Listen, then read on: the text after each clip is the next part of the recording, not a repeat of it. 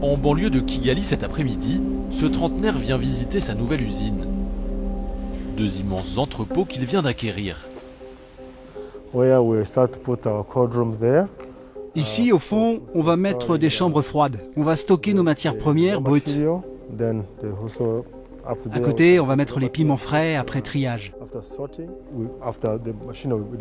Là, on va mettre toutes les machines et ici, les produits finis.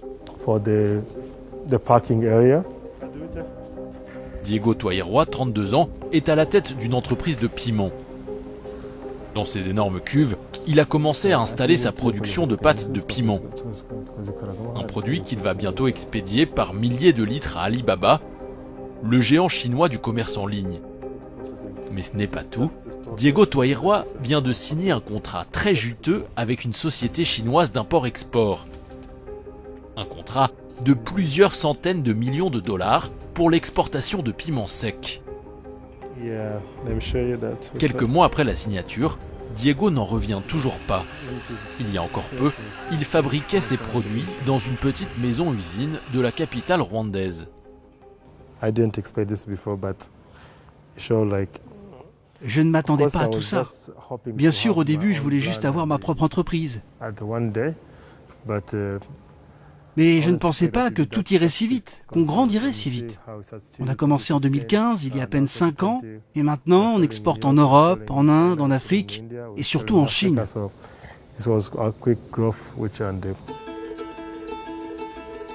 C'est l'histoire d'un jeune ambitieux qui s'est lancé dans un rêve fou, faire du piment la première culture d'exportation du Rwanda.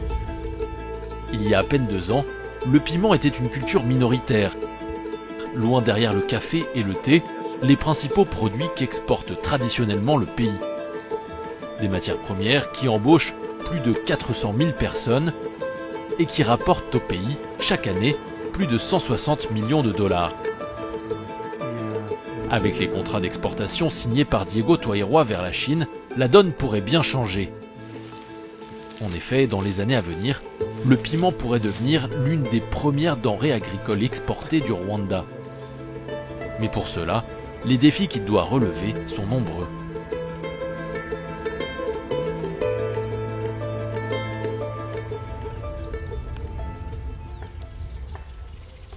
Au nord du Rwanda, à 3 heures de route de Kigali, la région de Rulindo.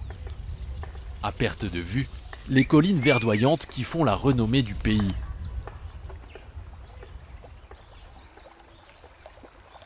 C'est sur leur flanc que Diego Toairwa a installé ses plantations de piments. Tout ce qu'il y a ici est à nous. Au total, nous avons un peu plus de 250 hectares. Dans la plupart des champs, les piments sont prêts à être récoltés. Ce matin, il rend visite à ses ouvriers agricoles. Ici, l'entrepreneur a planté 250 hectares de piments rouges de variété Teja. Un piment qu'il expédie par milliers de tonnes en Chine. Cette variété, au goût relevé et épicé mais pas trop piquant, a conquis de nombreux consommateurs à travers le monde. La demande, en constante augmentation, a poussé le jeune Rwandais à se lancer il y a 5 ans dans sa culture. Le Teja, une variété de piment qui ne se cultiverait selon lui nulle part ailleurs en Afrique. On a fait des études de marché sur cette variété de piment. On a vu qu'elle était particulièrement appréciée en Asie, et pas seulement en Chine. Il y a une demande en Inde, au Pakistan aussi. Dans le monde entier, c'est cette variété qui a la cote en ce moment. Le marché pour le piment Teja est énorme, bien plus que pour les autres variétés. Il y a encore quelques années, le piment était peu cultivé au Rwanda. Pourtant, le pays dispose de nombreux atouts pour la culture de cet or rouge, notamment une météo pluvieuse et un climat tempéré qui lui permet de faire plusieurs récoltes par an. Un argument qui a convaincu le client chinois d'acheter ce piment rwandais. Jusque-là, il se fournissait exclusivement en Inde, l'un des premiers producteurs au monde.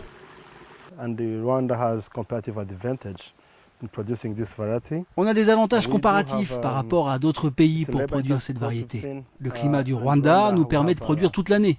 De plus, ce type de culture nécessite énormément de main-d'œuvre et ici, nous avons une main-d'œuvre bon marché. On peut donc rivaliser avec les autres pays producteurs. Rwanda can compete with the world with this particular crop. Grâce à ses 255 hectares de plantation, il a récolté 1300 tonnes de piments l'année passée. Des piments vendus entre 2000 et 2500 francs CFA le kilo. Un prix quasiment fixe tout au long de l'année. Il n'y a pas de grande variation de prix suivant les saisons. Avant la saison, le prix est fixé avec nos clients. On sait aussi la quantité qu'on va leur vendre. Ça fait que notre business est stable. Grâce à ces prix fixes, on peut facilement faire des projections et des business plans.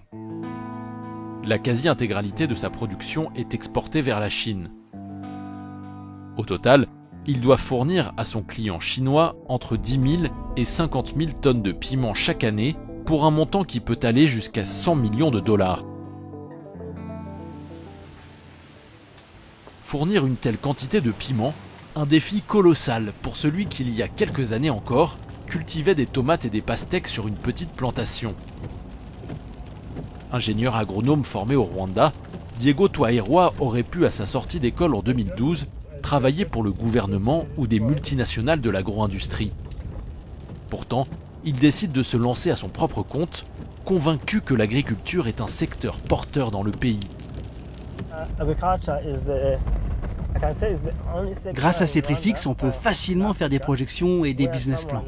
L'agriculture, c'est peut-être le seul secteur au Rwanda et même en Afrique où n'importe qui peut se lancer. Il suffit d'un peu de capital seulement.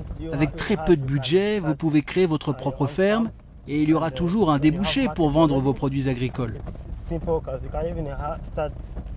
Vous pouvez commencer avec moins d'1 hectare. Vous aurez vite un retour sur investissement. D'un petit business démarré avec seulement 3 millions de francs CFA, il parvient à décrocher ce contrat inattendu avec une entreprise chinoise.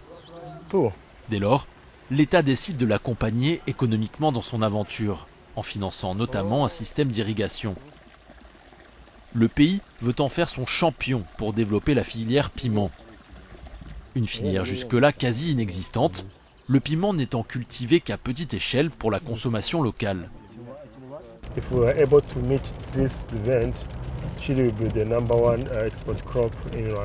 Si on parvient à satisfaire la demande de notre client chinois, le piment deviendra la première culture d'exportation au Rwanda. Ce serait bon pour le pays. On connaît le Rwanda pour son café et pour son thé, mais il faut des alternatives à ces deux cultures. Le piment va apporter beaucoup de revenus au pays et contribuera à augmenter nos exportations et ainsi équilibrer la balance commerciale.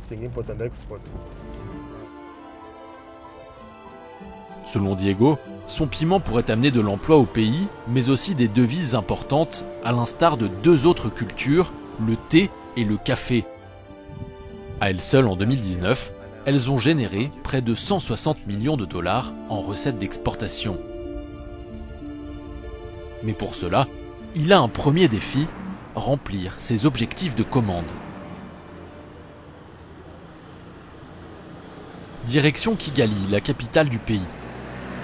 C'est dans son usine flambant neuf que Diego Twahirwa stocke ses milliers de tonnes de piment rouge. Du piment qui sera envoyé vers la Chine. Ces piments, au préalable séchés pendant 3 jours puis triés dans les villages, vont être traités à nouveau. Chaque jour, des centaines de kilos de piments passent entre les mains expertes de ces trieurs.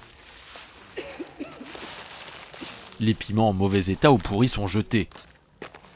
Une étape longue et fastidieuse qui pourtant est très importante. En Chine, une partie de ces piments sera broyée pour être consommée comme épice, l'autre utilisée pour la médecine traditionnelle. Le client exige donc des produits avec 0 défaut.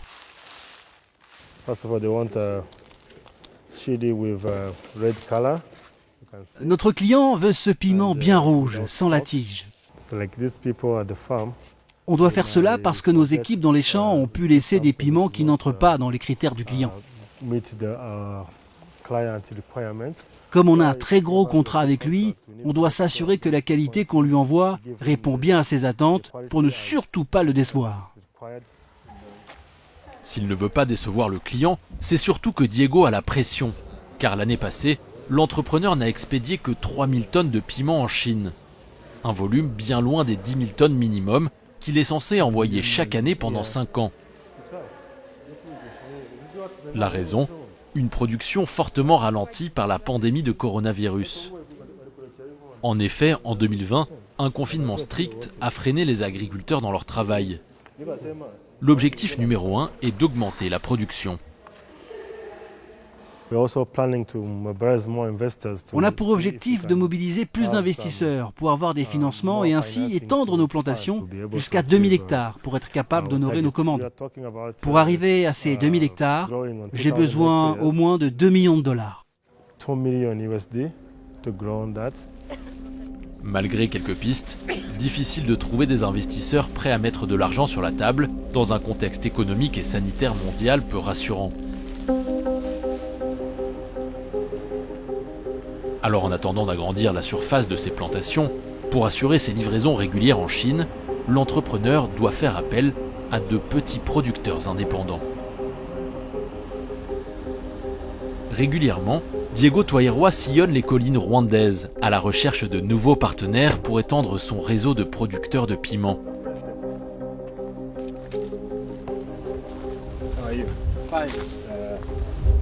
Ce matin, l'entrepreneur a rendez-vous avec Viateur, le président d'une coopérative de planteurs de 14 hectares.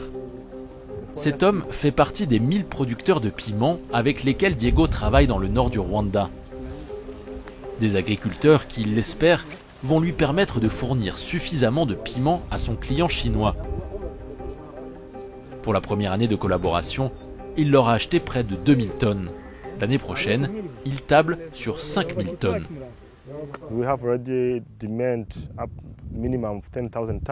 Nous devons exporter au moins 10 000 tonnes de piments. Et ce que je produis avec mes propres plantations n'est pas suffisant pour atteindre ce volume minimum demandé par notre client. Alors, pour remplir nos engagements avec la Chine, on doit engager plus de petits producteurs.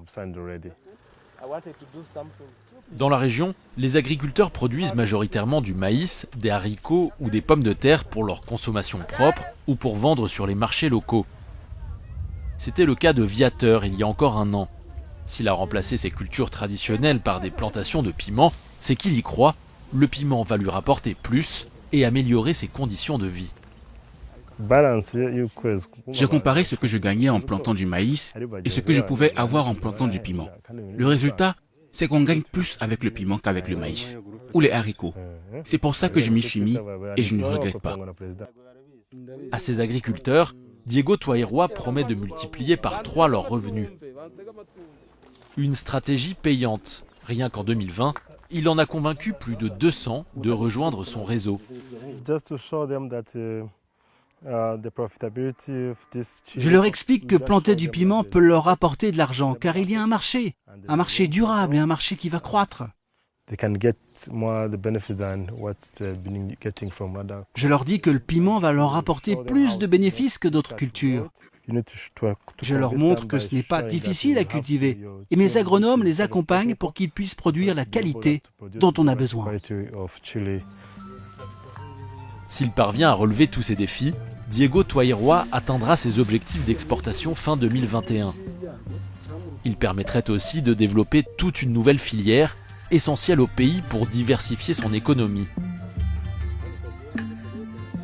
Dans le futur peut-être, les vertes collines du Rwanda seront teintées de rouge.